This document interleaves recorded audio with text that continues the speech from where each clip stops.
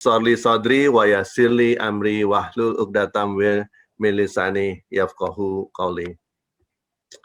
Bapak dan Ibu jamaah pejuang subuh, Majelis Pejuang Subuh yang dirahmati Allah, marilah kita bersama-sama panjatkan puji dan syukur kehadirat Allah Subhanahu wa taala yang telah melimpahkan taufik dan hidayahnya sehingga kita bisa berjumpa kembali untuk bersama-sama belajar mencari ilmu mentadaburi Al-Quran.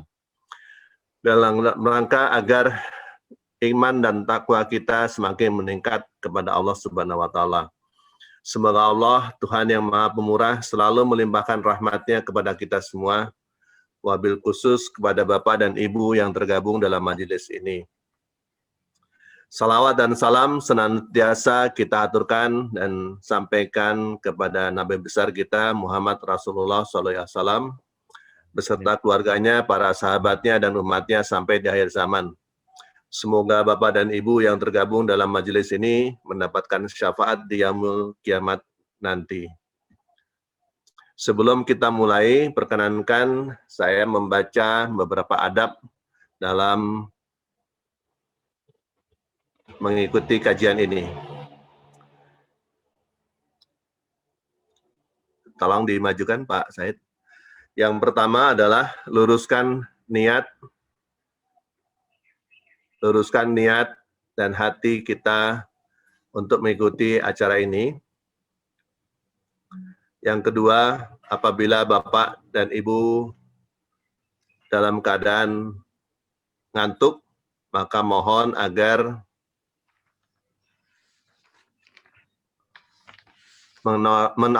menaktifkan videonya.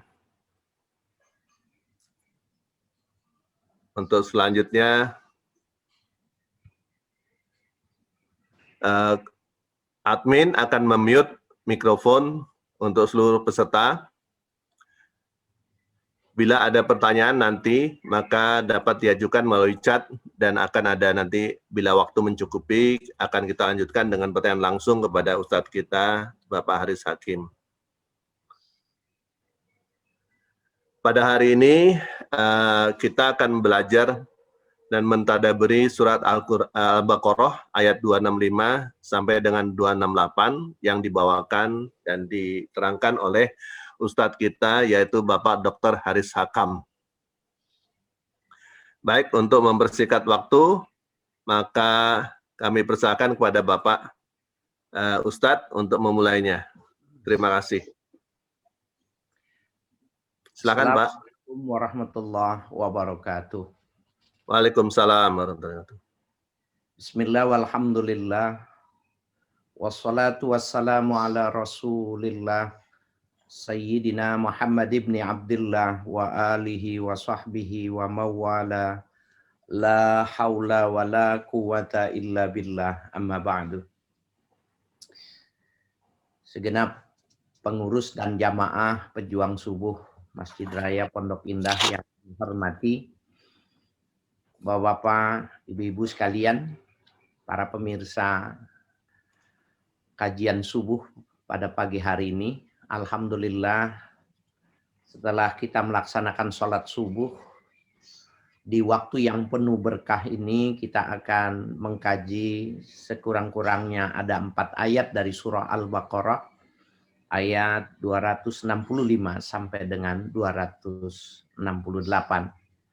Mudah-mudahan waktu kita di pagi hari ini masuk dalam doa Nabi kita Muhammad sallallahu alaihi wasallam, seraya beliau dalam salah satu sabdanya mengatakan, Allahumma barik li ummati fi bukuriha. Ya Allah, berikanlah keberkahan umatku di pagi hari. Siapapun yang di pagi hari, ya, kemudian dia melakukan ibadah, maka insya Allah termasuk orang yang mendapatkan keberkahan dalam doa Nabi kita Muhammad sallallahu alaihi wasallam. Amin ya rabbal alamin. Amin ya rabbal alamin. Bapak Ibu sekalian yang berbahagia, kita akan melihat teks Al-Qur'an yang dimaksud pada surah Al-Baqarah ayat 265. A'udzubillahi minasyaitonirrajim. Bismillahirrahmanirrahim. Wa matsalul ladzina yunfikuna amwalahum ibtigha'a mardatillahi wa tasbitan min anfusihim kamatsali jannatin bi rabwatin asabaha wabilun fa'atat ukulaha dhi'fain fa illam yusibha wabilun fatallun wallahu bima ta'maluna basir. Ini secara harfiah ya, di dalam terjemahannya sebagaimana Bapak Ibu-ibu bisa melihat, saya menerjemahkannya mengikuti gaya bahasa Al-Qur'an. Perumpamaan orang-orang yang menginfakkan harta-harta mereka itu ibtigha amardatillah, ini berarti ilatnya, tujuannya dia menginfakkan itu berharap mendapatkan keridhaan Allah Ta'ala. Wa tasbitan min anfusihim. Tasbit, ya, mengokohkan dari diri mereka itu. Ini penafsirannya banyak. Kalau kita lihat tafsir At-Tabari, ya, sahabat Ibnu Abbas mengatakan maknahu wahtisaban min anfusihim. Ketika mereka melakukan itu ada ihtisab di dalam hati mereka. Ihtisab itu melakukan itu nggak punya harapan apa-apa kecuali hanya mengharap kepada Allah Subhanahu wa taala. Ini namanya tasbit. Kemudian kita bisa lihat juga bahwa tasbitan itu maknanya annahum yatasabbatuna aina tad'una shadaqatihim. Maknanya bahwa mereka meyakinkan dahulu di mana mereka mesti menyerahkan sedekahnya itu. Sedekah di dalam perspektif Al-Quran bisa bermakna yang wajib, berarti zakat. Bisa bermakna yang sunnah, yang berarti sedekah tatawu. Nah, dari kata tasbit itu sendiri, ya kita bisa memahami bahwa orang yang melakukan sedekah karena Allah itu, dia tidak langsung memberikan begitu saja. Ada proses tasbit. Ya, yakin. Pertama itu maknanya yakinan, tasbitan yakinan. Yang kedua maknanya yatasabbatuna aina yad'u shadaqatihim. Mereka memastikan dulu di mana mereka mesti memberikannya. Jadi tidak seperti tidak memilih kemana saja dia memberikan. Jadi kemana dia memilih itu sudah dari awal dia sudah menentukannya itu tadi. Nah itu Al-Quran mengatakan kama salijannatin birabwatin asabaha wabilun fa'atat ukulaha dhi'fain. Seperti ya diumpamakannya itu seperti kebun yang di dataran tinggi kemudian dicurahi hujan yang sangat lebat lalu tumbuh tumbuh-tumbuhan dengan 2 kali lipat. Nah, ini menarik ini. Kama salijannatin birabwah. Salah satu uslub Al-Quran, ya, salah satu gaya bahasa Al-Quran, ketika Al-Quran itu turun di daerah yang negeri yang sangat mengagung-agungkan sastra, maka Al-Quran ditampilkan dengan uslub yang sangat luar biasa, ya, dengan gaya bahasa yang luar biasa, dan ini di dalam ilmu balaghah disebut dengan tasbih tamtsili. Penyerupaan menggambarkan sesuatu dengan percontohan-percontohan, dengan tamsil-tamsil, penyerupaan-penyerupaan. Nah, itu kalau kita lihat di dalam ilmu balaghah, at-tasbihud damani wa tasbihun khafi. Ya, penyerupaan yang memiliki kandungan makna itu dia tersembunyi. Yufhamu min madmunil kalam.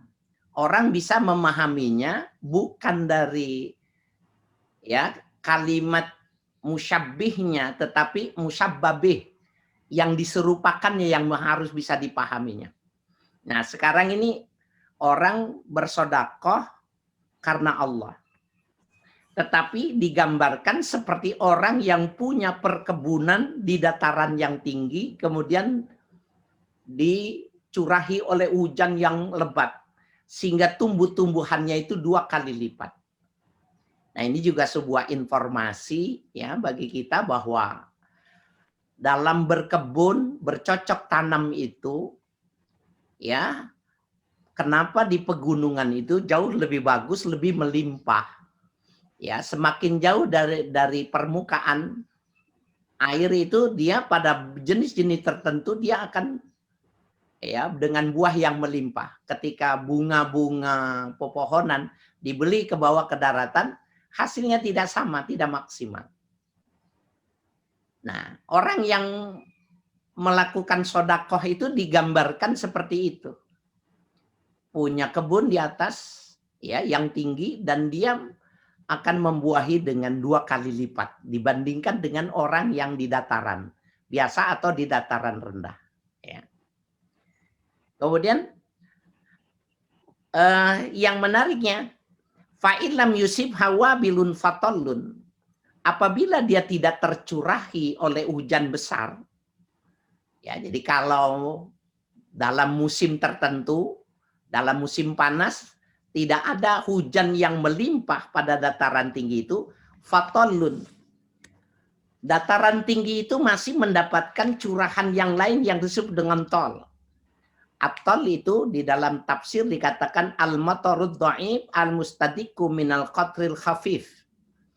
Ya, jadi hujan yang ringan, hujan yang tipis ya dari tetesan-tetesan yang begitu sangat lembut sekali. Kemudian at-tollu juga maknanya ada an-nada, embun. Dan di terjemahan kita lihat itu maknanya embun ya, dipilih kata embun itu. Nah, itulah kelebihan dataran tinggi. Jadi bila kita bercocok tanam di dataran tinggi, maka dia mendapatkan curahan hujan lebih besar. Kalau tidak ada hujan, maka akan turun embun. Ya, atau hujan yang sangat lembut sekali sehingga di pagi harinya bisa didapatinya embun. Nah, di dataran biasa kita tidak akan mendapatinya itu. Mungkin ya kalau masih ingat sekali bahwa di waktu itu ketika kita masih lebih muda, orang bilang Bogor itu kota hujan. Ya, walaupun sekarang karena sudah terjadi pemanasan global, ya gelar untuk sebagai kota hujan itu tidak. Tetapi bila dibandingkan dengan kita di Jakarta, masih lebih tinggi ya Bogor itu dalam mendapatkan curahan hujan. Itu memang salah satu kelebihannya. Dan ini namanya musyabbabih ya, sesuatu yang diserupakan. Ini yang bisa dipahaminya. Ya. Nah, kalau orang tidak karena Allah, berarti dia tidak akan mendapatkan kelipatan itu tadi. Kemudian kita masuk ya. Wallahu bima ta'maluna basir. Allah Subhanahu wa taala terhadap apa yang kalian lakukan itu basirun. Allah Maha mengetahui. Ya, terhadap apa yang kalian lakukan. Basir ya, itu mengetahui dengan nyata ya, dengan jelas. Bisa dibayangkan perbedaannya bahwa ketika orang melihat dengan mata kepala dengan orang yang melihat dengan mata batin. Nah, keterbatasan orang melihat dengan mata kepala itu taruhlah jauhnya 1 kilometer itu sudah tidak jelas bentuk, warna dan rupanya itu sudah tidak begitu jelas. Tetapi pada saat orang itu melihatnya dengan mata batinnya, maka orang tidak terbatas oleh dimensi ruang dan waktu. Orang yang ada di Indonesia bisa melihat, menggambarkan situasi, kondisi di kota Mekah, Al-Mukarramah, sedang tawaf dan lain sebagainya. Itu bisa menembus ruang dan waktu. Basir. Betapa Allah menggambarkan tentang dirinya, mengetahui perbuatan yang dilakukan oleh orang karena Allah ketika bersedekah itu, lahir batin bisa diketahui oleh Allah. Apa yang dilakukan oleh tangannya, apa yang dilakukan oleh hatinya ketika dia menyerahkan. Nah, ini ada hubungannya dengan kata tasbitan min anfusihim. Dia yakin dan dia ihtisab hanya kepada Allah, kemudian dia yakin benar Allah basir. Connect jadinya. Apa yang dia lakukan dengan pemahaman dia tentang Tuhan itu sama persis. Nah, Bapak, Ibu sekalian yang berbahagia, orang satu masjid ya mengeluarkan amal ketika ada sumbangan membangun masjid, bisa jadi ada orang yang sama mengeluarkan hartanya, taruhlah yang dikeluarkannya itu 1 juta rupiah, tetapi bisa jadi penilaiannya di hadapan Allah tidak sama. Nominalnya sama 1 juta, tetapi keterimaannya di sisi Allah itu berbeda. Tergantung dari bagaimana mata batin dia ketika dia menyerahkannya itu tadi. Ada tidak tasbitan li anfusihim? Tasbitnya ada tidak di dalam? Nah, ketika ada tasbit dengan orang yang cuma melakukannya karena memang dia terkondisi oleh situasi, terbawa oleh situasi, itu hasilnya tidak sama. Ya. Kita lanjut pada ayat berikutnya ya, 266. Ayawaddu ahadukum antakuna lahu jannatum min nakhili wa a'nabil tajri min tahtihal anhar lahum fiha min kulli samarati wa asabahul kibaru wa lahu dzurriyyatun du'afa fa asabaha i'sarun fihi nar fahtaraqat kadzalika yubayyinullahu lakumul ayati la'allakum tatafakkarun. Ayawaddu ahadukum. Apakah di antara kalian ada yang menginginkan antakuna lahu jannatum min nakhilin wa a'nab, bahwa dia memiliki satu kebun kurma atau kebun anggur, tajri min tahtihal anhar, mengalir di bawahnya sungai-sungai. Nah, ini menarik ini. Di dalam Al-Quran itu sering kita melihat ya menggambarkan tentang keindahan sorgawi, digambarkan tajri min tahtihal anhar, mengalir di bawahnya itu sungai-sungai. Kalau orang Cianjur atau orang-orang mohon maaf yang hidupnya dekat dengan pergunungan, kalimat ini kurang manfaatnya. Tajri min tahtihal anhar. Tetapi kalau ketika ini digambarkan di padang pasir, di masa turunnya ayat ini orang hidup tidak ada sungai, kota Mekah itu tidak memiliki sungai, sungai mereka mendapatkan informasi itu adanya di Mesir, sungai Nil, Efrat, dan lain sebagainya. Mereka bisa membayangkan ya bagaimana sebuah perkebunan tetapi ada sungainya yang nggak berhenti-berhenti, bingung dia. Sungai itu ada debit airnya yang tidak ada henti-hentinya 24 jam. Mereka menggeleng-gelengkan kepala dan terkagum-kagum. Padahal yang dimaksud di sini tentunya bukan seperti sungai dan kali yang ada di gambaran di otak kita. Ini menggambarkan sebuah karunia yang melimpah. Punya kebun korma, kemudian penyiramannya tidak perlu dituangi, tetapi ada air kali yang ada di sekelilingnya itu tadi. Adakah di antara kalian pingin seperti itu? Ya, lahu fiha min kulli samarat. Ya, dan pada seseorang itu tadi kebun-kebunnya itu memiliki buah-buahan. Wa asabahul kibaru wa lahu dzurriyyatun du'afa. Nah, ini musabbabihnya seakan-akan itu wa asabahul kibaru, ketika dia menyampai umurnya di kala tua, walahu dzurriyyatun du'afa, dan dia memiliki anak keturunan yang lemah. Ya, lemah itu kalau di bagian lainnya diartikan masih kecil-kecil. Atfal artinya ya, anak-anak masih kecil. Umur sudah tua, anaknya banyak masih kecil-kecil, atau umur sudah tua anaknya lemah semua, tidak punya kemampuan.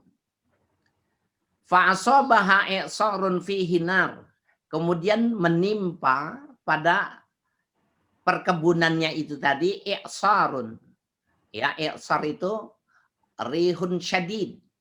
Angin yang begitu sangat kuat, fihi nar, dan mengandung api.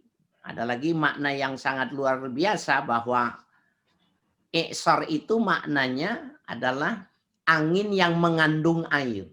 Ya, ada arti yang segitu. Jadi bardun syadid, rihun fiha bardun syadid. Angin yang sangat dingin. Tetapi Al-Quran mengatakan fihi nar. Di dalam kedinginan itu tadi terkandung api. Ini sesuatu yang maksudnya bahwa ini bukan semata-mata sebuah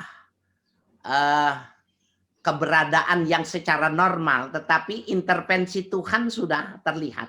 Ya, mana mungkin angin yang begitu sangat dingin kemudian ada pada saat yang bersamaan mengandung api. Fahtarakot, kemudian kebun itu terbakar. Subhanallah. Ini kalau di dalam logika ini nggak bisa diterima. Angin yang membawa ya air, angin itu sangat dingin tetapi fihi nar. Di situ terkandung api yang luar biasa. Fahtarakot, kemudian kebun itu terbakar. Kadzalika yubayyinullahu lakumul ayati la'allakum tatafakkarun. Seperti demikian yang Allah menjelaskan untuk kalian ayat-ayatnya agar kalian dapat berpikir. Ya, agar berpikir. Ini dikatakan di dalam tafsir itu, ya, fatashabbuhu hali kulli munafikin au kafirin amila amalan wa wa yahsibu annahu yuhsinu sun'a falamma jaa ila waqtil hajati lam yajid syai'a. Ini adalah sebuah perumpamaan, sebuah tasbih, ya, gaya bahasa Al-Quran untuk menggambarkan pekerjaannya orang-orang munafik atau orang-orang yang tidak beriman, membangun sebuah pemahaman bahwa dia melakukan kebaikan di dunia ini, ya, tapi ketika nanti pada masanya yang dia anggap dia akan mendapatkan sesuatu itu dari yang dia lakukan kebaikan itu, ya, lam yajid syai'a, tidak ada sedikit pun yang dia bisa terima. Ya, ini terkandung makna di dalam tasbih ini adalah orang-orang yang melakukan sesuatu itu dengan riya. Ya, jadi sangat lembut sekali penghantaran uslub Al-Quran ini. Ya, digambarkan yang semacam itu, terlena dengan kebunnya yang dia bangun, yang dia punya, ternyata terbakar oleh api. Padahal suasananya, anginnya dingin, cuacanya dingin, sangat sulit ada api. Jadi amal yang dilakukan dengan riya itu digambarkan seperti api yang membakar kayu bakar. Ya, begitu sangat lahap, begitu sangat keras, sehingga tidak ada sedikit pun yang tersisa dari ya pembakaran itu tadi. Habis semua. Tertiup angin sehingga tidak ada satu debu pun yang tertinggal. Ya, di dalam ayat lain digambarkannya semacam itu. Nah, ada satu hal yang menarik di dalam tafsir Al-Qurtubi ini. Ya, ini ada tafsir At-Tabari, ya, Ibnu Jarir At-Tabari, dan ada tafsir Imam Al-Qurtubi, ya, penulis dari Cordova, ya, Spanyol. Ada satu nukilan yang menarik bahwa salah satu hal yang menarik seperti halnya kita lakukan sekarang di pagi hari ini, di zaman Khalifah Umar Ibnul Khattab, setelah sholat subuh, setelah berzikir, mereka juga melakukan halakoh. Halakoh, diskusi untuk memahami satu ayat, dua ayat. Seperti halnya kita lakukan dengan Zoom pagi hari ini. Cuma bedanya kita tidak bertemu langsung. Nah, ayat yang baru saja dibicarakan, dua ayat yang dibicarakan itu, oleh Sayyidina Umar itu dihalakohkan, ya, dijadikan sebuah diskusi. Bagaimana audiens memahami tentang ayat ini. Diceritakan bahwa Umar Ibnul Khattab mengatakan, "Fima tarawna hadhil ayah." Apa pendapat kalian tentang ayat ini? Ayawaddu ahadukum antakuna lahu jannah min nakhili wa anab. Dibacakan ayat itu. Qalu Allahu wa rasuluhu a'lam. Maka sahabat-sahabat dengan rendah mengatakan Allah dan Rasulnya lah yang lebih mengetahui. Ini biasanya kalau Nabi yang bertanya, sahabat menjawabnya seperti ini. Tetapi mereka lupa bahwa yang bertanya ini bukan Nabi Muhammad. Yang bertanya sudah pada fase Khalifah Umar Ibn Khattab. Mereka masih menjawab Allah wa Rasuluhu a'lam. Faghadaba Umar. Umar marah. Kenapa jawabnya seperti itu? Sehingga beliau mengatakan, qulu na'lam aula na'lam. Kalian mesti jawab, mengerti atau tidak mengerti dengan ayat ini. Bukan Allah wa Rasuluhu a'lam. Nah, apa yang menarik?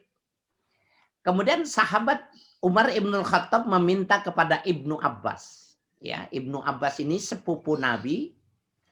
Ya, karena Al-Abbas Abdullah bin Abbas. Abbas ini saudara dari Abdullah, ayah Nabi. Ya. Beliau mengatakan, fi nafsi minha syai'un ya amiral mu'minin. Menurut pendapat saya, dalam ayat itu ada sesuatu yang menarik, wahai amirul mu'minin.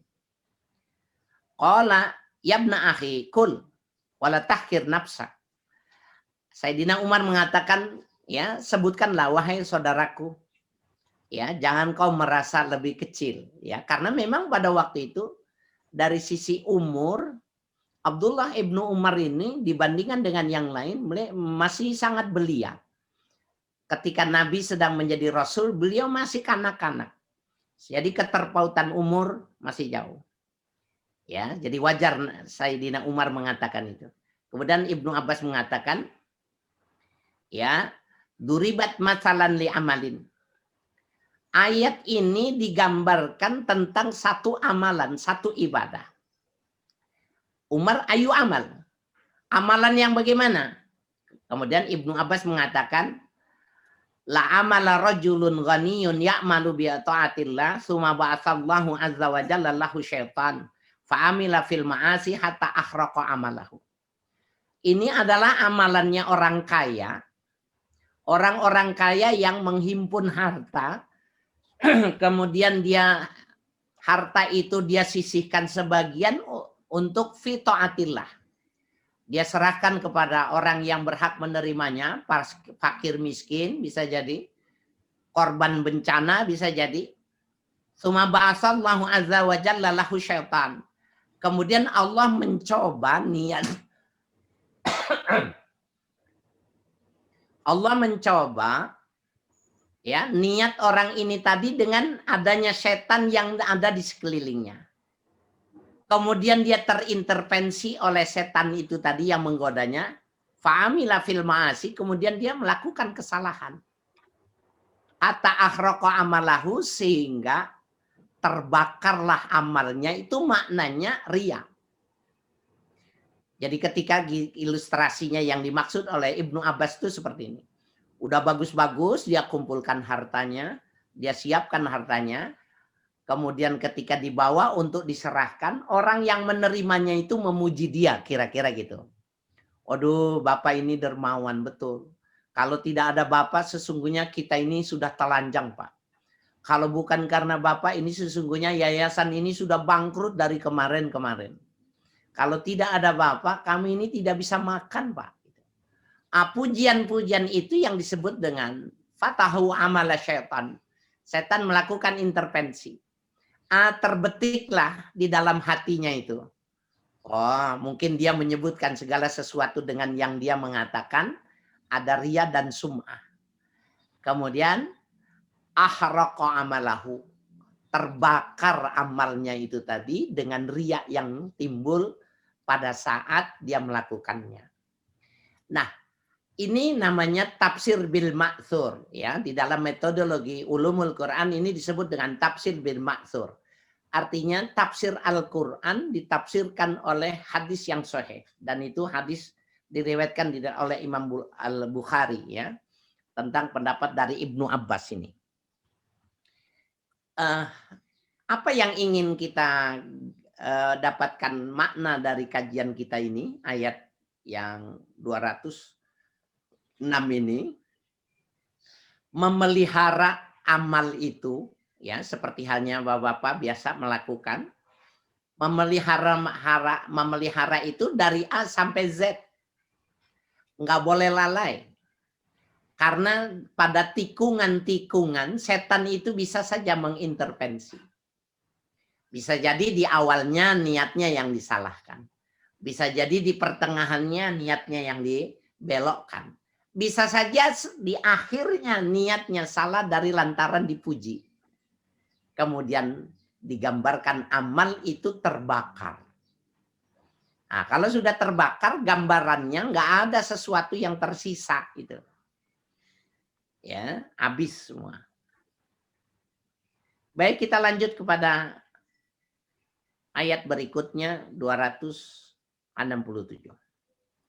Ya ayyuhalladzina amanu anfiqu min thayyibati ma kasabtum wa mimma akhrajna lakum minal ard wa la yatayammamul khabitha minhu tunfiquna walastum biakhidhi illa an tughmidu fihi wa'lamu annallaha ghaniyyun hamid. Hai orang-orang yang beriman, anfiqu min thayyibati ma kasabtum. Infakkanlah dari yang baik-baik apa yang kalian usahakan. Nah ini Bapak sekalian yang berbahagia.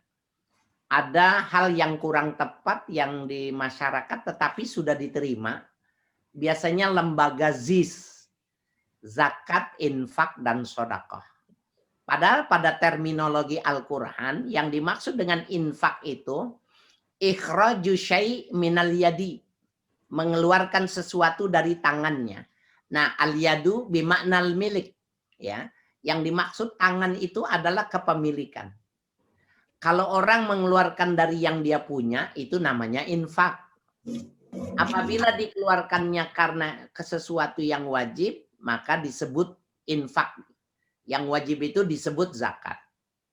Apabila infak yang dikeluarkannya itu berkenaan dengan keikhlasan hati dalam membantu, namanya sodakoh, tatawu, atau ya sesuatu yang diberikannya itu akibat hukum. Yang dimaksud akibat hukum begini, orang nggak punya kewajiban dengan siapapun. Tapi ketika dia menikah, maka dia punya kewajiban untuk memberikan kepada istrinya. Namanya ma'isah. Itu namanya infak. Jadi infak itu bisa artinya zakat. Ya, kalau dikeluarkan yang wajib namanya zakat. Kalau yang dikeluarkan karena sukarela namanya sodakoh. Kalau dikeluarkan akibat hukum namanya ma'isah. Itu infak. Jadi kalau zakat, infak, sodakoh itu yang infaknya itu menjadi kabur maknanya. Nah, ayat ini mengatakan, hai orang-orang yang beriman, infakkanlah min thayyibati ma kasabtum. Dari hal-hal yang baik yang kalian usahakan. Ini berarti infak di sini artinya zakat. Keluarkanlah zakat dari usahamu. Ya, para pekebun, ya, petani, ya, amtenar, pekerja, pebisnis, itu maka sabtum anfik. Apa yang kalian usahakan, keluarkan. Nah, infak di sini maknanya zakat. Wa mimma akhrajna lakum minal ard. Dan keluarkanlah dari yang kami keluarkan dari bumi. Ya, yang tumbuh dari bumi itu. Nah, itu yang keluar dari bumi itu ada 3. An-nabat, tumbuh-tumbuhan. Siapa saja yang berkebun, siapa saja yang melakukan pertanian, itu ada zakatnya. Wal ma'adin, tambang. Tambang emas, perak, boksit, ya, batu bara, itu mayam butuh minal ar. Sesuatu yang ditumbuhkan dari bumi. War rikaz, yang ketiga maknanya rikaz. Rikaz itu barang temuan, kalau kita menyebutnya harta karun. Ya, harta yang terpendam di masa lampau itu, emas, berlian di dasar laut atau di bumi yang ketika dulu dikutuk pada kaum Samud, kaum Ad, Fir'aun. Kemudian kita menemukan itu mayam butuh minal ar. Keluarkan zakatnya. Ya. Itu yang dimaksud. Wala yatayammamul khabitha minhu tunfikun walastum biakhidhi. Jangan kalian memilih-milih yang buruk ya untuk diberikan kepada mereka, untuk dibayar zakat dengan yang buruk. Walastum biakhidhi. Sementara kalian itu tidak mau mengambilnya. Makannya tidak mau, menggunakannya tidak mau. Jadi kalau peternak, nggak boleh dipilih itu ternak-ternak yang kurus, ternak-ternak yang kulitnya korengan, ya, matanya berpenyakit, nggak boleh. Tidak boleh. Kalau bayar zakat fitrah, nggak boleh beras yang selama ini kita lihat ya pada apa itu bansos yang tidak layak dimakan. Nggak boleh kalau orang bayar zakat seperti itu. Walastum biakhidhi. Sementara kalian tidak mau mengambilnya. Ila antuk midufi, kecuali dengan memejamkan mata. Kalau makan merem dulu gitu. Ya. Wa'lamu annallaha ghaniyun hamid. Ketahui oleh kalian sesungguhnya Allah itu ghaniyun. Allah itu maha kaya. Maknanya Allah tidak butuh dengan apa yang kalian lakukan. Itu maknanya ghaniyun. Jadi kaya itu maknanya tidak membutuhkan. Jadi kalau kita berbuat baik, kalau kita menyampaikan sedekah yang bagus, bukan untuk Allah. Tetapi kita memberikannya untuk diri kita sendiri. Ya, Allah itu sendiri hamid, sudah maha terpuji, seandainya kita tidak memujinya. Nah, Bapak Saudara sekalian yang berbahagia, ini oleh para tafsir, ya, di dalam tafsir dijelaskan bahwa hal-hal yang keluar dari tumbuh-tumbuhan, kemudian dari tambang dan rikaz ini, itu Al-Quran mengatakan bahwa wajib dikeluarkan. Ya, wajib dikeluarkan zakatnya. Di dalam satu riwayat hadis ya, Sayyidah Aisyah mengatakan jarati sunnatu min Rasulillah sallallahu alaihi wasallam laisa fiha duna khamsatu ausukin zakatun, ya. Tidak ada ya pada perdagangan yang tidak melebihi dari apa itu 5 ausuk mendapatkan zakat. Wasak, ya, ausuk itu jamak dari wasak. Wasak itu situna sok, 6 sok. 1 sok itu 4 mud. 1 mud itu dulu ukurannya seperti ini, Bapak, Ibu-ibu ya. Dulu tidak ada takaran seperti literan, itu nggak ada. Apabila tangan itu dipanjangkan, kemudian ditaruh beras atau gandum dari ujung tangan sampai dengan ke siku dengan cara seperti ini namanya 1 mud. Ya, dulu ngitung itu seperti ini, ditaruh seperti ini. Tidak ada letteran. Nah, itu kalau di sekarang 1 mud itu hitungannya itu adalah 6 on 1 mud itu. Nah, jadi 6 kali 4 ya. Itu baru orang yang mendapatkan. Kemudian dari zakat-zakat itu sendiri, Bapak Saudara sekalian, ada ketentuannya. Termasuk di dalamnya waqtala fi hukmir rikaz idza wujida. Bagaimana dengan orang yang mendapatkan rikaz? Kita tidak mau tidak membicarakan tentang undang-undang purbakala yang berlaku di Indonesia. Kita sedang dalam kajian perspektif Al-Quran saja. Menurut Al-Quran, ya, terlepas dari undang-undang purbakala itu, kalau kita mendapati mahkota yang ada emas dan intannya Raja Pajajaran umpamanya atau Majapahit, itu kalau mereka notabene non muslim, maka itu disebut dengan rikaz. Ya, jadi mawujida min dabnil jahiliyah. Ya, fi ardil Arab. Sesuatu yang didapati pendaman orang-orang terdahulu jahiliyah di negeri Arab. Au fi fayadil Arab. Ya, nah itu hukumnya halal diambil. Emas, intan itu yang ada di dalam apa itu mahkota itu tadi boleh diambil, ini dalam perspektif orang. Tetapi wafihil khumus, dia wajib mengeluarkannya 1/5. Jadi 1/5 dari yang barang dia temukannya itu dikeluarkan, selebihnya halal. Ya, jadi wa amma makana fi ardil Islam fa huwa kalluqatah. Apabila dia mendapatinya di negara Islam, ya, seperti menemu barang di Mekah, di Madinah, menemu barang di Indonesia yang memungkinkan milik orang Islam dan sangat memungkinkan lebih kuatnya milik orang Islam, maka kedudukannya temuan itu namanya luqatah. Ini bedanya. Apa bedanya rikaz dengan luqatah? Kalau rikaz itu peninggalan itu yang non muslim itu langsung bisa dimiliki, keluarkan zakatnya 1/5. Tapi kalau luqatah ini dia tidak bisa langsung memiliki.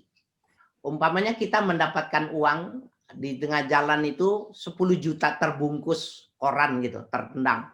Ternyata uang 10 juta. Ini nggak halal. Maka harus diumumkan. Ya, ulama macam beda. Ada yang mengatakan harus diumumkan di tempat-tempat umum selama 2 tahun. Ada yang mengatakan selama 4 tahun diumumkan. Tentunya dengan tidak menyebutkan kriteria secara jelas ya. Karena nanti setan aku-akunya banyak gitu. Disebutkan siapa yang merasa kehilangan, nanti dicek berapa hilangnya, di mana, tandanya apa. Kalau benar harus diberikan orang itu. Kalau selama masa pengumuman itu tidak ada yang menjumpainya, tidak ada yang mengklaim kepemilikannya, ya, maka dia boleh memanfaatkannya.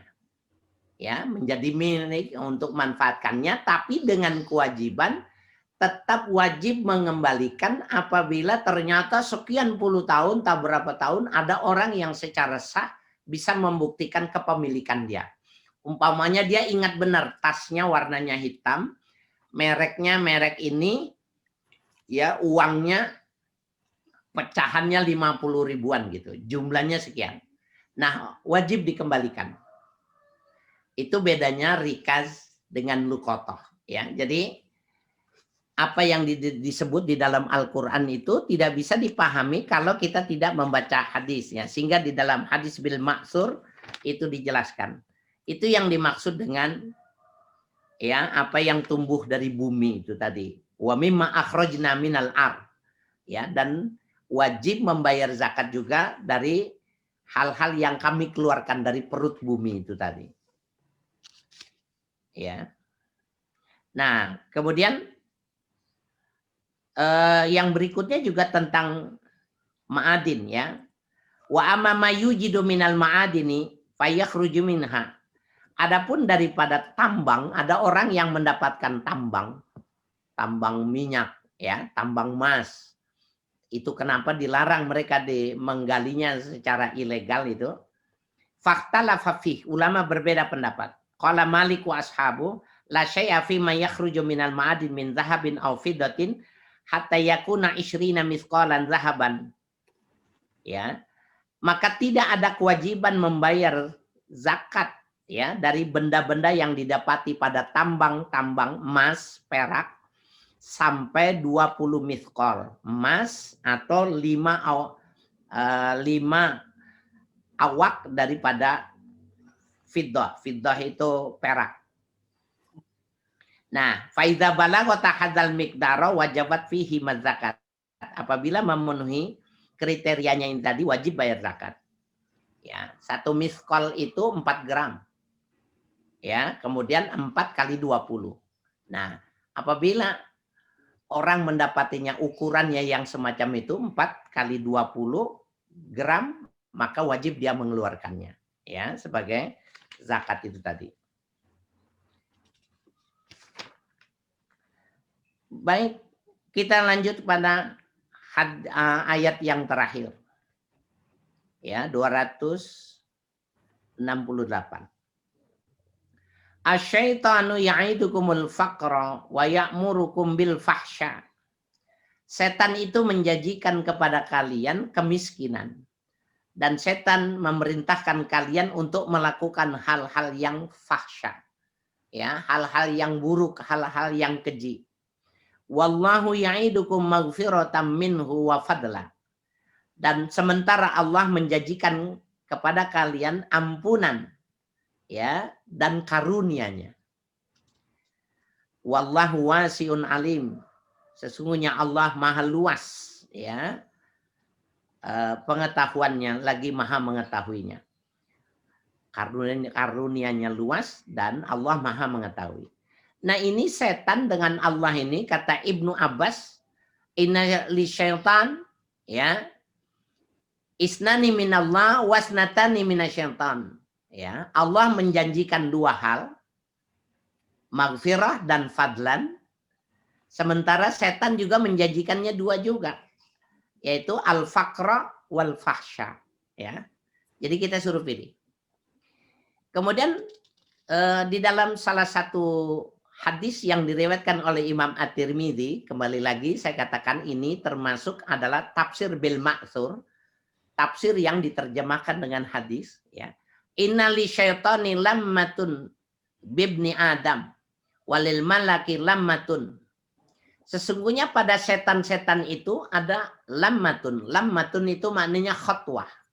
Ada langkah-langkah yang isyarat-isyarat yang bisa diikuti bagi anak Adam. Walil malaki lammatun. Begitu juga malaikat juga membuat langkah-langkah yang bisa diikuti. Fa'amma lammatu syaitan fa'i'adun bisyarr. Maka langkah-langkah setan itu menjanjikannya keburukan. Wa takzib, dusta, bohong. Ya, wa takzibun bil haq. Wa amma lammatul malak fa'i'adun lil khair wa tasdikun bil haq. Sementara langkah-langkah yang diarahkan oleh malaikat itu tadi memberikan janji kepada kebaikan dan membenarkan Allah itu tadi. Faman wajada dzalika falya'lam annahu minallah. Maka barang siapa yang mendapati di dalam hatinya itu bimbingan dari malaikat itu tadi, annahu minallah. Yakuni itu sebenarnya dari Allah. Wa man wajadal ukhra falyasta'iz billahi minasyaitan. Tapi kalau dia mendapatinya tidak semacam itu, maka ketahuilah itu datangnya dari setan. Nah, ini hadis di dalam riwayat Imam At-Tirmidzi, ya, dalam kedudukan yang sangat jayyid. Nah, Bapak Ibu sekalian yang berbahagia, di dalam hadis yang lain dikatakan likulli insan syaitanu wa malak. Pada setiap orang, laki perempuan, besar kecil, ya, cendekia maupun tidak cendekia itu, ada satu setan, ada satu malaikat. Setan wa malak. Ada setan, ada malaikat. Nah, ini maknanya bahwa apabila kita ingin melakukan satu kebaikan, itu tarik-menarik dalam tubuh kita itu ada kekuatan malakiyah sebelah kanan, ada kekuatan syaitonia sebelah kiri, ditarik menarik. Ya, kalau bapak-bapak ini ya, atau ibu-ibu sedang pengajian, bapak-bapak sholat Jumat, ketika kita menjelaskan tentang keutamaan orang beramal, kotak amal itu lewat, di kantong, di dompet kita itu ada 100 ribuan, 50 ribuan, 20 ribuan, ya, 10 ribu, 5.000, 2.000, 1.000, dan 500-an uang logam. Itu waktu kotak amal datang itu terjadi tuh. Tarik menarik bainal malakiyah wa syaitaniyah. Yang malakiyah dia akan mengatakan kasih yang 100 ribu karena itu nanti kau akan dapati. Yang sebelahnya dia katakan jangan cukup 50 ribu aja. Tapi kalau kita mengatakan ya 50 ribu, yang 50 ribu buat susu anak gitu. Dia mengatakan yang 20 ribu aja. Itu tarik menarik. Apa yang terjadi pada saat ketika kotak amal itu terjadi di depan, maka kekuatan yang mana yang dominan itu yang dia berikan. Ya. Dan itu semua bagi semua manusia itu seperti itu. Jadi setan selalu menggambarkan tentang yang buat perlu ini, buat itu, khawatir ini, nanti habis dan lain sebagainya. Sementara Allah memberikan pengampunan, kompensasinya pengampunan, ya, dengan apa yang kita lakukan itu tadi. Saya kira itu Bapak-bapak saudara sekalian yang berbahagia, ya, kajian kita pada kesempatan ini, dan silakan bila ada pendalaman. Ya, saya persilakan. Saya kembalikan ke moderator. Baik, alhamdulillah. Terima kasih jazakallah khairan katsira. Sebelum tanya jawab, perkenankan ada beberapa pengumuman yang ingin kami sampaikan, yaitu maklumat-maklumat yang pertama adalah bahwa setelah acara ini akan kami lanjutkan dengan tur online menuju ke Prancis, bertemu dengan rekan-rekan kita sesama Muslim yang tinggal di Prancis untuk mengetahui lebih jauh tentang kehidupan di Prancis, khususnya mengenai umat Muslim di sana. Selanjutnya, acara berikut selanjutnya adalah pada hari Jumat, tanggal 13 November, gerakan membaca Al-Quran, tartil bersama Ustadz Dr. Uci Armasi, dan hari Sabtu, 14 November, adalah kajian Sirah Nabawiyah dengan narasumber Ustazah Dr. Faryati Tahir dengan tema melacak jejak ulama Nusantara terdahulu di Timur Tengah. Dan hari Ahad minggu depan kembali kami akan melakukan kajian tafsir Al-Quran, melanjutkan tafsir Tadabbur Al-Baqarah yang dibawakan oleh Dr. Rusli Hasbi, yaitu di ayat 269 sampai dengan 272. Kami juga ingin menyampaikan bahwa pada bulan Oktober yang lalu kita telah membagikan 150 paket sembako dengan total nilai sekitar 22 juta. Dan akan dilanjutkan dengan baksos yang berikutnya, tahap ke-6 yang direncanakan pada bulan November 2020. Jadi acara baksos sembako ini kami berikan kepada para petugas kebersihan, petugas parkir, petugas pemulia jenazah, keamanan, para pedagang, jamaah, dan warga di sekitar Masjid Raya Pondok Indah. Kepada para donatur yang telah berpartisipasi dalam baksos ini, kami ucapkan terima kasih. Semoga Allah membahas sedekah Bapak dan Ibu dengan pahala yang berlipat ganda. Jazakumullah khairan katsirah. Untuk yang ingin berpartisipasi, maka kami harapkan donasi Bapak dan Ibu untuk kegiatan donasi dakwah ini maupun untuk baksos, dan untuk itu dapat menghubungi bendara kami, Pejuang Sumbuh, yaitu Bapak Irwan Primaditya, maupun dapat langsung transfer langsung ke rekening Pejuang Subuh Masjid Raya Pondok Indah di Bank Syariah Mandiri dengan nomor rekening 4517220201001 atas nama Yayasan Pejuang Subuh Pondok Indah.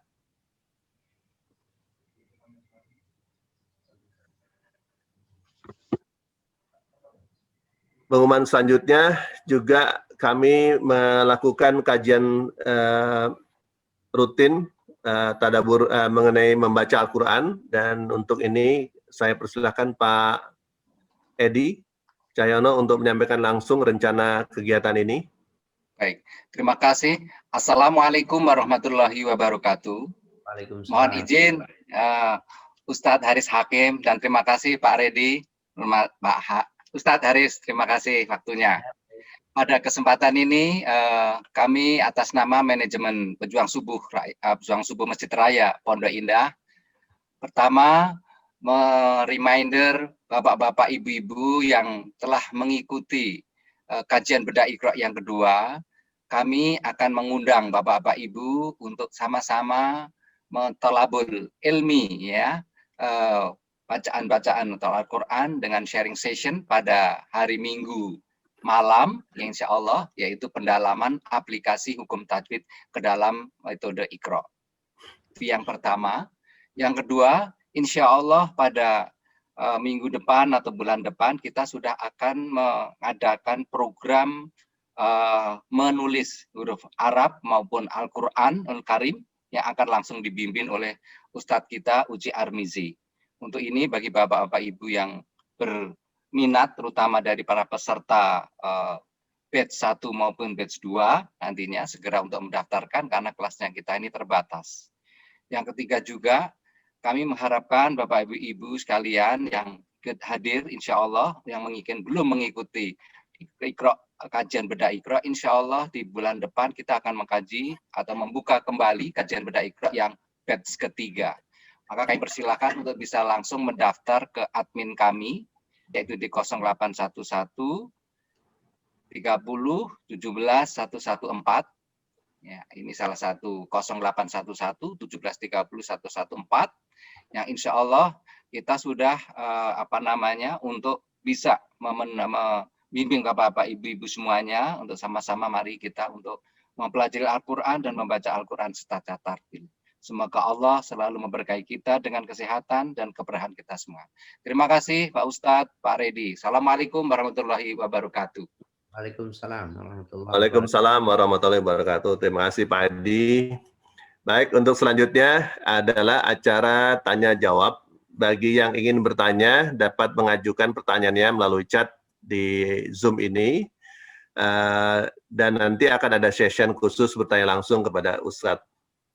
Pertanyaan pertama Pak Ustadz, ini dari Kang Wanci yang menanyakan mengenai bagaimana zakat yang bertani dengan sistem hidroponik.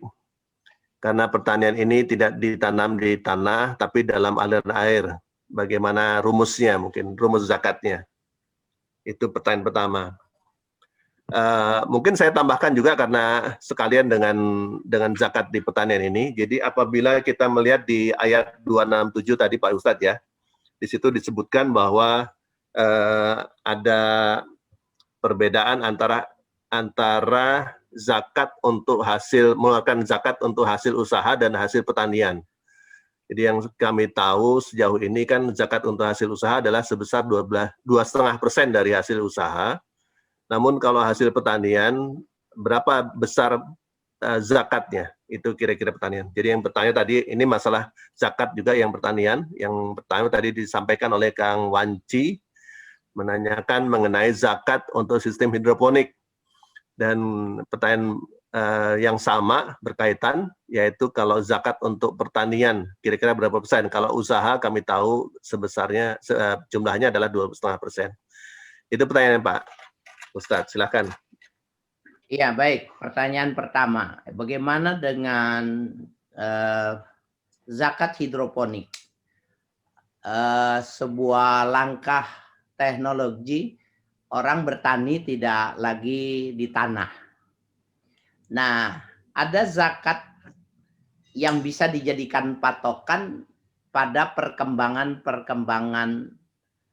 kondisi usaha. Saya ingin menggambarkan tuh begini. Di dalam agama Islam itu, ibadah itu dikelompokkan menjadi dua. Ada amrun ta'abbudi, ada amrun ta'akkuli. Amrun ta'abbudi itu artinya masalah-masalah ibadah yang bersifat ta'abbudi, bersifat ibadah, maka ini dia nggak perlu dipikirkan. Sehingga kenapa subuh 2 rakaat, ya zuhur asar 4 rakaat, maghrib 3, isya 4. Kenapa mesti ibadah haji itu adanya di kota Mekah itu? Itu amrun ta'abbudi. Ya, kenapa puasa di Ramadan, tidak di bulan lain gitu?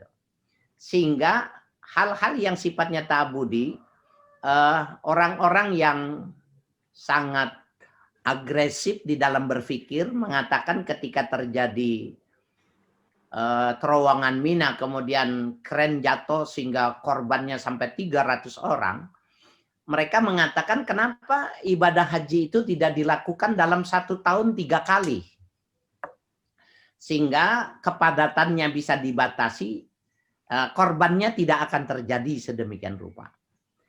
Maka ulama-ulama di dunia sepakat itu amrun ta'abbudi.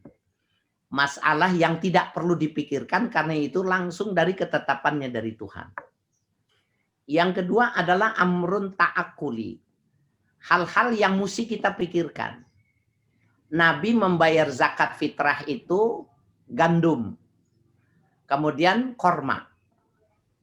Maka kita kalau ingin bayar zakat fitrah itu tidak perlu beli gandum, beli korma. Ini termasuk amrun ta'akuli. Jadi zakat itu amrun ta'akuli.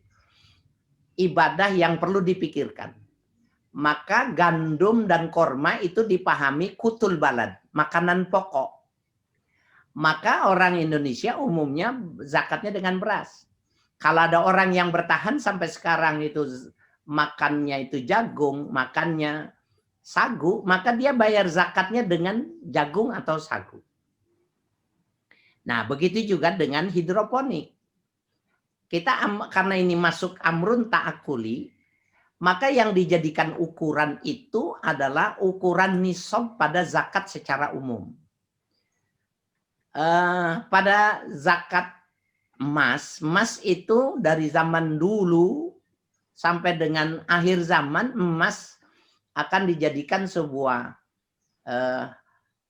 cikal bakal yang terus bertahan dan akan dijadikan pedoman untuk menghitung perbedaan kurs, ya, perbedaan nilai.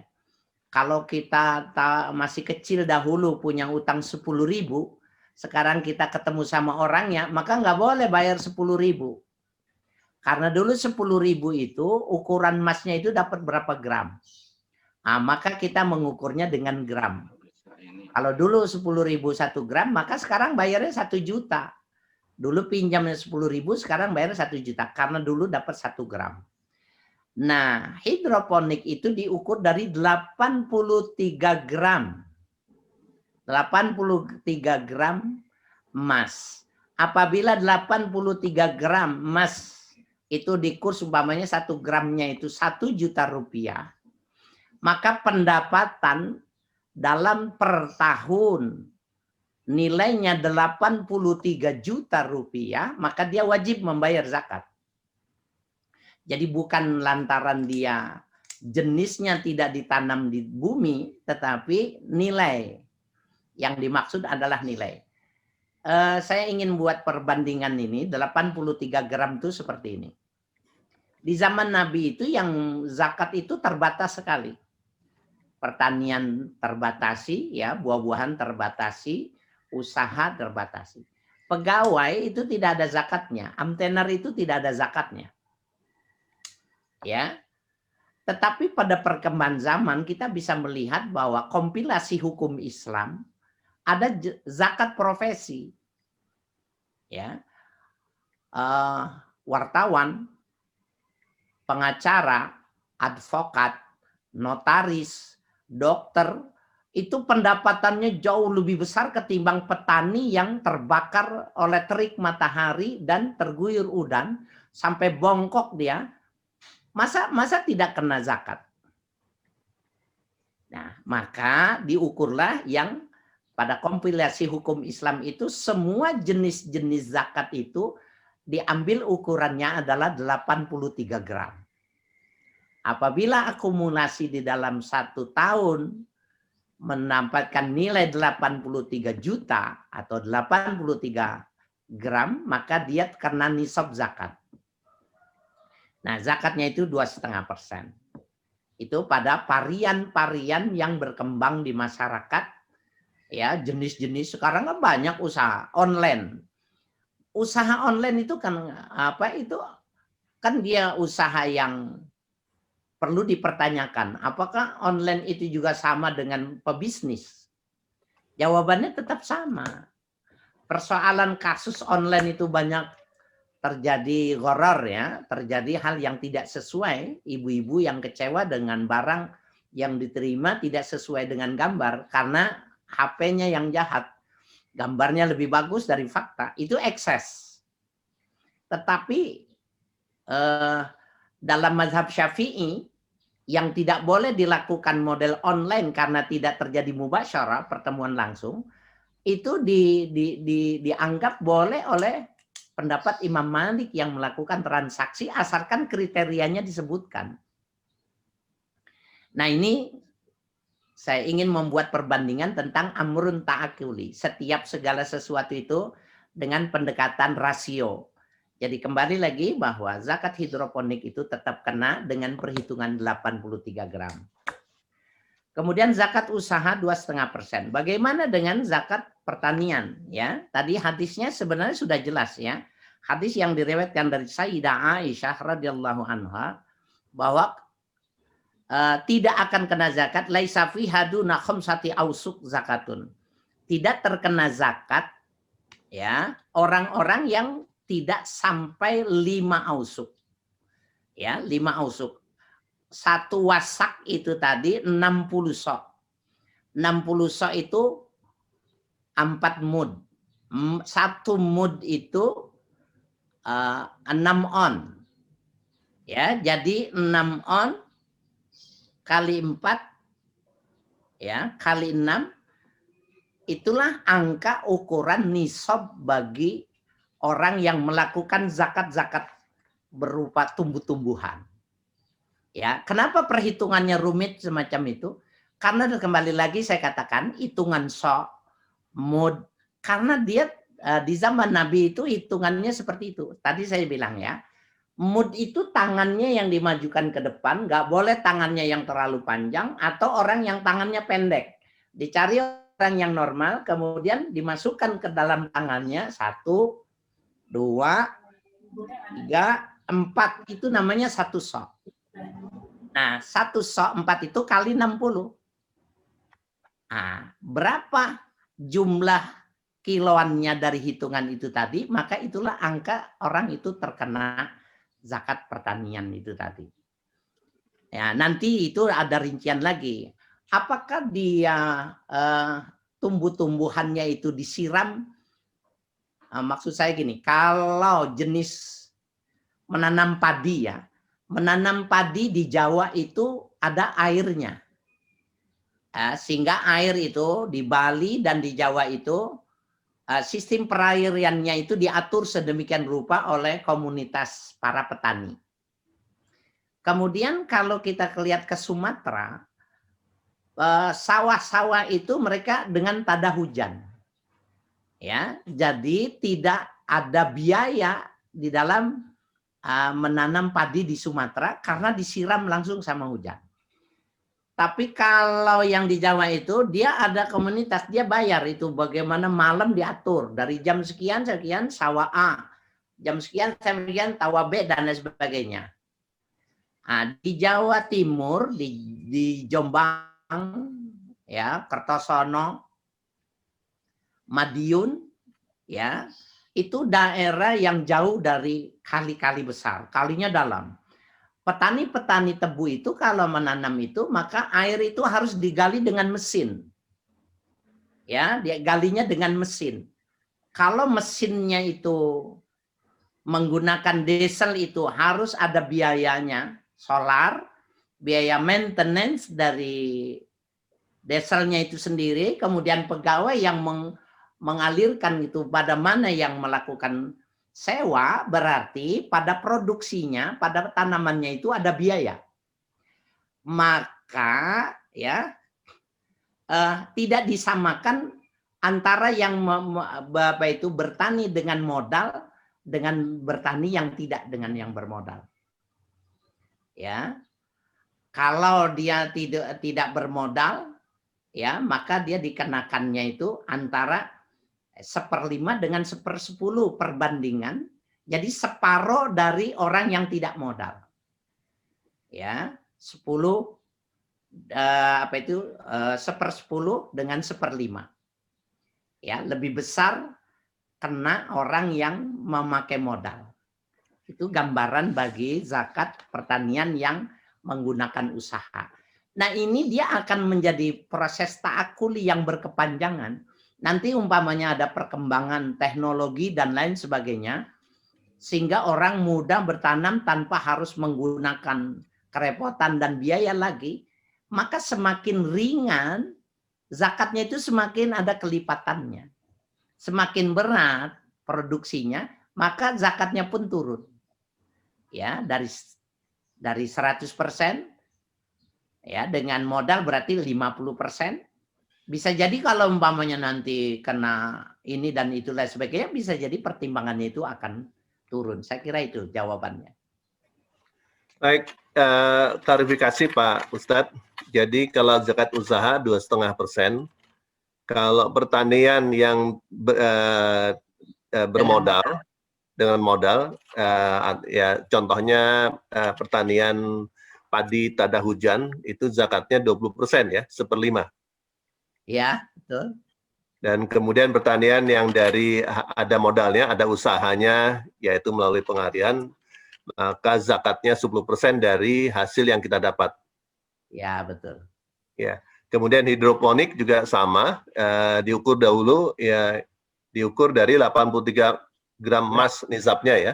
Ya, 83 gram emas nisabnya, dan hasil zakatnya persentasenya juga sama, kira-kira ya, demikian. Nah. Sama dengan pertanian tadi ya.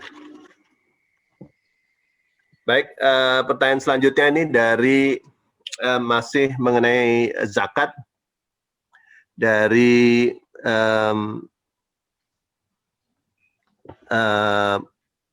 maaf sebentar, dari Ibu Sri Mulyani yang bertanya mengenai gaji yang diterima apakah harus dikeluarkan zakatnya padahal gaji tersebut sudah dipotong pajak.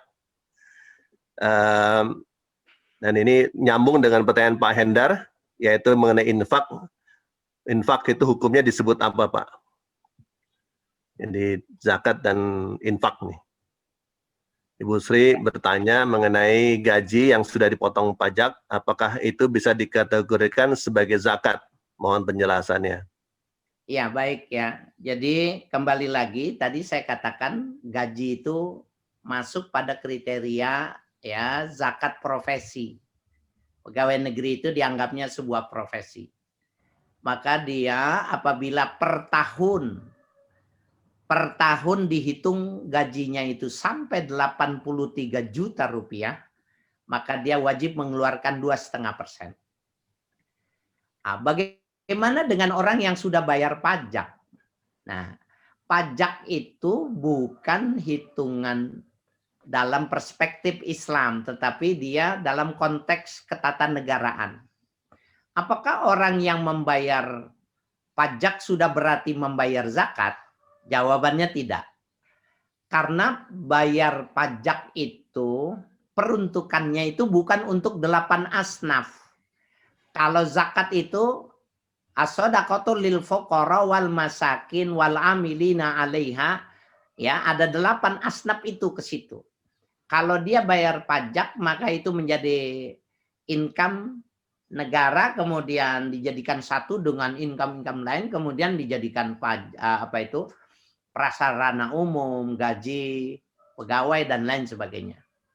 Nah, kalau begitu perdebatannya yang menjadi belum tuntas sampai dengan saat ini karena perundang-undangannya belum maksimal. Nanti sebenarnya akan ada perhitungan orang Islam itu tidak dikenakan 2 kali. Artinya begini, negara harus berkepentingan ketika orang non-Muslim 1 kali mengeluarkan ya dari usahanya cuma bayar pajak. Itu pun juga yang nakal ada pembukuan di atas meja dan di bawah meja. Nakal itu pajak. Sementara orang Islam 2 kali. Bayar pajak juga dan bayar zakat juga. Apakah ini tidak bisa dikompromikan dengan dia membayar zakat, maka nanti dikurs, ya, dihitung, dikompensasi dengan pembayar zakatnya. Bayar pajaknya. Nah, itu rumusannya itu belum menjadi sebuah kesepakatan ya, masih sehingga beban masih 2 kali. Ya. Nah, itu lain masalah, tetapi jawabannya orang yang bayar pajak belum membayar zakat dilihat dari peruntukan. Ya, peruntukannya tidak memenuhi kriteria. Dan orang bayar pajak itu dipaksa. Ya, ketentuan yang wajib sebagai sebuah konsekuensi sebagai warga negara gitu. Kembali lagi yang kedua, pertanyaan tentang infak. Jadi infak itu hukumnya wajib, ya. Anfiku, ya. Yunfiku itu maknanya hukumnya wajib. Cuma kata wajibnya itu apabila infaknya itu berkaitan dengan sesuatu yang wajib dikeluarkan, namanya zakat itu infak itu. Jadi al-infak ikhraju syai' minal yadi, mengeluarkan sesuatu dari milik kita. Apabila saya keluarkannya itu karena memang saya wajib mengeluarkan dari usaha saya, namanya zakat. Apabila saya keluarkan atas nama kemanusiaan, namanya sodakoh. Apabila saya keluarkan itu atas nama konsekuensi hukum karena saya menikah, namanya maisha. Ya, jadi infak itu masih gambaran secara umum, sesuatu yang harus dikeluarkan gitu. Tetapi dia bisa jadi zakat, bisa jadi sedekah, bisa jadi maisha bentuknya. Saya kira itu, Pak. Oke, baik, terima kasih Pak Ustadz.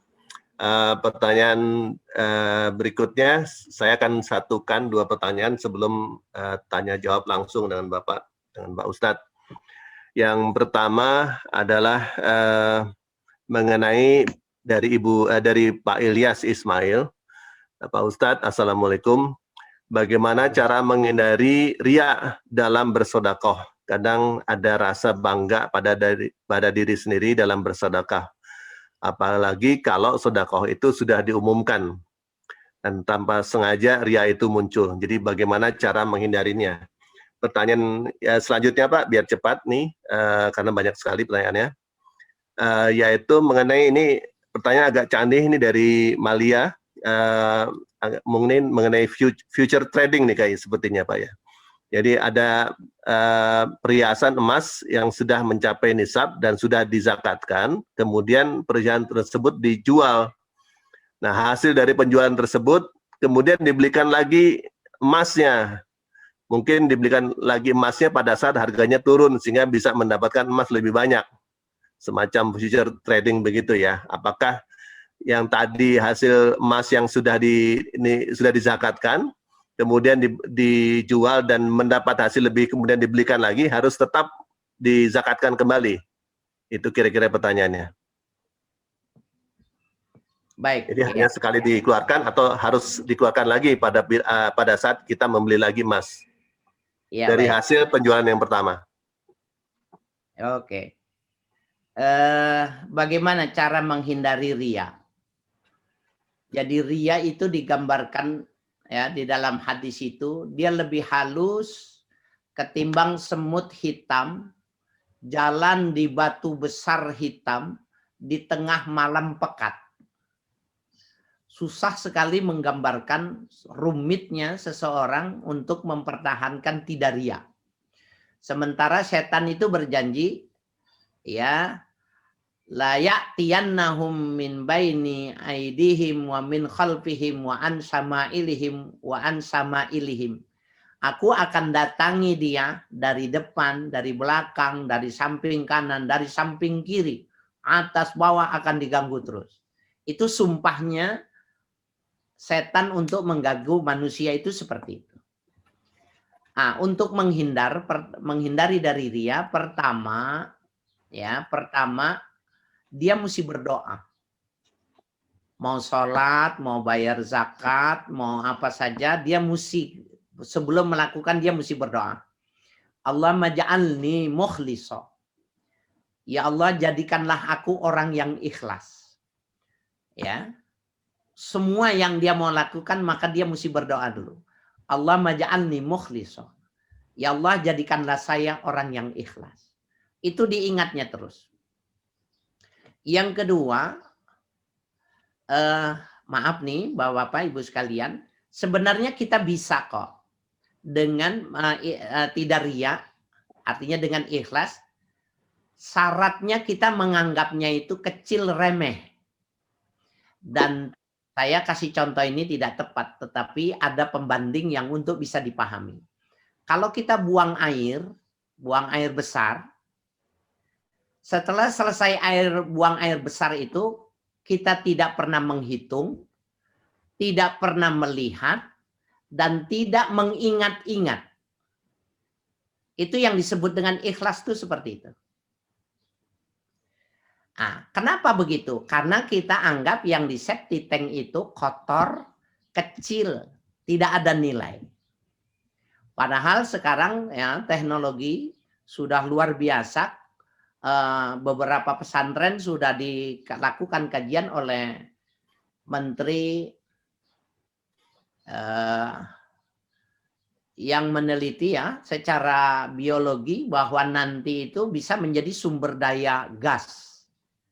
Berarti kotoran itu nanti nilainya tinggi itu. Dari septic tank yang disedot-sedot itu nanti ada jadi kekuatan ya, menjadi energi gas. Nah, pada saat yang belum seperti itu, orang kenapa bisa tuh kalau buang air itu tidak menghitung, tidak menoleh, dan tidak pernah mengingat-ingat lagi. Sehingga Nabi mengatakan, apabila kau mengeluarkan sesuatu, anggaplah itu yang paling kecil. Apabila kau menerima sesuatu, anggaplah itu yang terbesar. Nah, itulah adalah cara untuk kita menghindar dari riya. Kalau kita mengeluarkan 10 juta, itu kita mesti anggap itu seperti mengeluarkan 10.000, nilainya kecil. Ya, tetapi kalau kita mengeluarkannya, kita menerima, betapapun kecilnya harus kita anggap itu sesuatu yang sangat besar. Nah, dengan cara pola ya, yang semacam itu, pemikiran ya, mindset yang semacam itu, maka dia bisa menghindar. Kecil nggak ada nilai. Di antaranya jangan disebutkan namanya. Oh, tapi dalam sisi manajemen kita mendidik orang untuk tidak jujur umpamanya. Ya, sebenarnya itulah yang menjadi perangkap setan. Ya, dianggaplah, dididiklah orang yang semacam itu sehingga suuzon sama orang lain. Padahal Islam tidak menganggap gitu. Itu urusan dia dengan Tuhannya kalau dia tidak apik, tidak amanah dengan apa yang dia lakukan. Ya, maka sesuatu yang urusannya yang terpisah dari sisi kita, maka kita mengeluarkannya. Ya, apa itu dikatakan di dalam hadis, hatta la ya'lama ma yunfiku shimaluhu ya, yaminuh, sehingga tidak mengetahui tangan kiri apa yang diberikan oleh tangan kanannya. Ya, jadi ketersembunyian ya, menutup-nutupi itu, tidak menghitung-hitung, tidak mengingat-ingat itu, seperti halnya kita buang air besar, dia akan bisa melakukan itu. Kalau dia menganggapnya kecil. Tapi kalau dia menganggap itu besar, maaf ya, rupiah itu angkanya besar. 1 juta. Padahal kalau dihitung dengan dolar, angkanya puluhan. Nah, itu menyebabkan ini juga dari sisi ya keuangan, kita sering menganggap angka itu besar. Padahal 1 juta itu kalau dibikin jadi dolar, angkanya jadi kecil. Nah, begitulah cara kita untuk menghindar dari riya. Jadi yang pertama harus berdoa, yang kedua anggap yang kita lakukan itu kecil nilainya. Kemudian untuk pertanyaan perhiasan. Sebenarnya asli perhiasan itu tazayyun. At-tazayyun laisa fihi syai'. Perhiasan itu tidak kena zakat. Ya. Jadi emas, berlian yang dipakai ibu-ibu untuk perhiasan itu tidak kena zakat.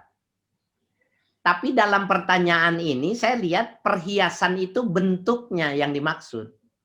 Anting, cincin, ya, kemudian giwang dan lain sebagainya ya, gelang tangan, gelang kaki. Nah, itu pengertian itu lain lagi. Itu berarti bentuk perhiasan yang dijadikan investasi. Kalau perhiasan yang dibeli untuk dia berdandan itu nggak ada zakatnya. Walaupun 100 gram. Kan 83 gram sudah kena zakat. Dia itu memang dari kalau usaha beli gitu. Dan memang menjadi pakaian dia 100 gram umpamanya. Dan dipakai sama dia memang untuk perhiasan. Nggak ada zakatnya.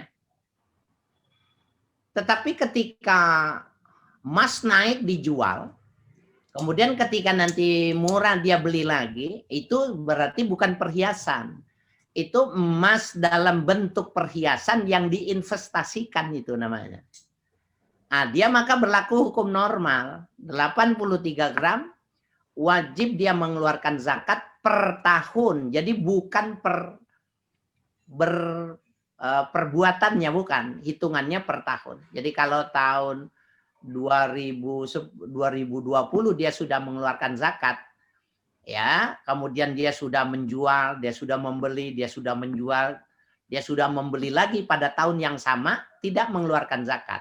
Jadi dalam zakat itu ada nisab, ukuran mengeluarkannya 83 gram. Yang kedua ada haul. Ya, haul itu bertemu tahun. Kalau dia tanggal 1 Januari sampai 1 Januari berikutnya, hanya satu kali dia mengeluarkan zakat. Diakumulasi keseluruhannya. Ya, jadi bukan berdasarkan ya praktek penjualan. Berbeda dengan zakat ya rikaz tadi ya, menemukan benda-benda. Dia tidak menunggu tahun. Ya, maka dia mengeluarkan 1/5 sudah selesai.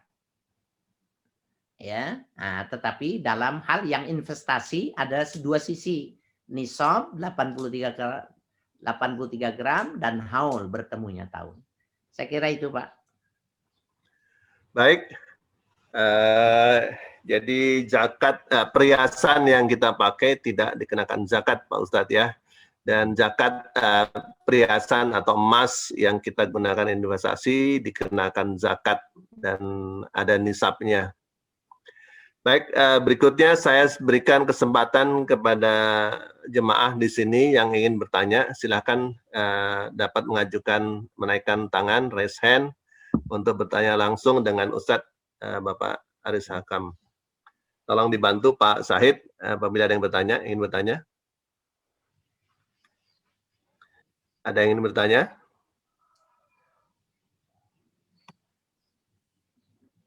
Pak Irwan. Oke, silakan Pak Irwan.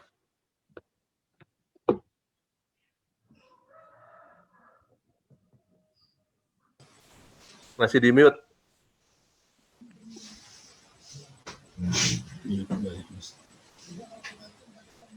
Oke. Assalamualaikum Pak Ustadz. Waalaikumsalam warahmatullahi wabarakatuh. Bertanya sedikit aja Pak Ustadz karena waktunya sudah hampir habis. Pak Ustadz, jadi tadi untuk memperjelas, memahami ayat yang dibahas khususnya mengenai terminologi Pak Ustadz. Jadi kalau infak itu adalah sesuatu yang kita keluarkan dari harta yang ada di kita, itu kan ya Pak Ustadz ya. Ya, kalau betul. yang wajib itu sifatnya adalah zakat.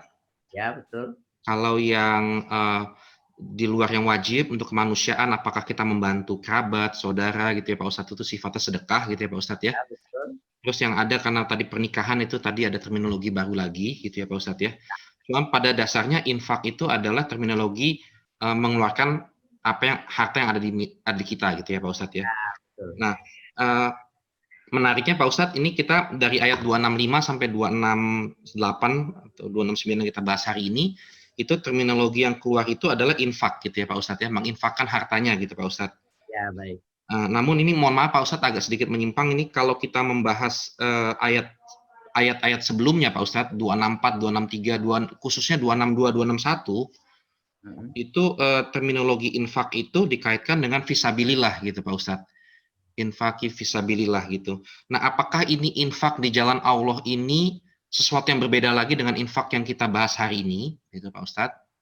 Ya. Karena dalam salah satu asnaf zakat itu kan ada fisabilillah gitu ya Pak Ustadz ya? Ya, betul. Apakah itu sama atau apa berbeda gitu Pak Ustadz? Kalau berbeda, mohon bisa dijelaskan juga Pak Ustadz yang dimaksud infak fisabilillah itu apa lagi gitu Pak Ustadz? Terima kasih Pak Ustadz. Assalamualaikum. Waalaikumsalam warahmatullahi wabarakatuh. Jadi infak yang sifatnya itu, jadi ada dua pengertian. Pertama, infak yang sifatnya permanen. Ya, infak yang sifatnya permanen itu adalah 3 itu tadi itu. Infak yang wajib, infak yang sunnah, dan infak konsekuensi hukum. Yang kedua, infak yang sifatnya non permanen atau insidentil. Ketika fisabilillah diartikannya itu perang. Karena perang tidak selamanya. Ya, perang itu sifatnya insidentil. Seumur hidup belum tentu bisa jadi atau bisa sekali. Tetapi di zaman Nabi berulang-ulang umpamanya. Nah, pada saat itu maka fisabilillah itu sifatnya insidentil. Iya, Pak Ustadz. Itu yang pertama. Yang kedua, fisabilillah. Yang dimaksud fisabilillah di sini adalah orang-orang yang dipersiapkan mereka untuk bela agama, izzuddin. Seperti orang-orang tentara-tentara di Palestina, perang tidak perang, mereka menjaga perbatasan, maka dianya, keluarganya itu adalah termasuk asnaf 8 yang boleh menerima zakat, walaupun kaya raya.